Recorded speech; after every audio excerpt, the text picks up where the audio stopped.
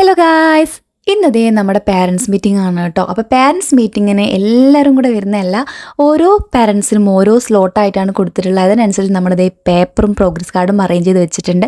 അതിൻ്റെ ഇടയിൽ നിയസ് ചായയും ബിസ്ക്കറ്റും കൊണ്ട് തന്നു കേട്ടോ. പാരൻസ് വന്നുകൊണ്ടിരിക്കുന്നേ ഉള്ളൂ, കുറച്ച് പേര് വരുന്നേ ഉള്ളൂ. അങ്ങനെ മീറ്റിംഗ് ഒക്കെ കഴിഞ്ഞ് ഉച്ചയ്ക്ക് ഫുഡ് കഴിക്കുകയാണ് കേട്ടോ.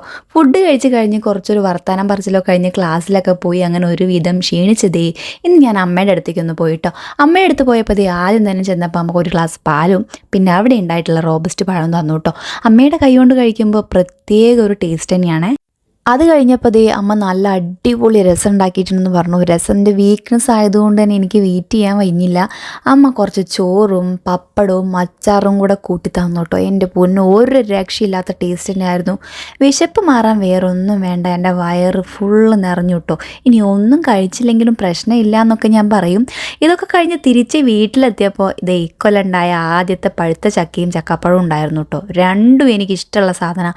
ചക്ക നല്ല മധുരം ഉണ്ടായിരുന്നു. അങ്ങനെ ചക്ക ഒരു റൗണ്ട് തിന്നു കേട്ടോ. ചക്ക ഒരു റൗണ്ട് തിന്നു കഴിഞ്ഞപ്പോൾ ചക്കപ്പഴം ഒരു മുറി ഉണ്ടായിരുന്നു, അതും കൂടെ കഴിച്ചു. വയറ് നിറഞ്ഞു കേട്ടോ. അപ്പോൾ ഇത്രയേ ഉള്ളൂ. Tata, bye bye.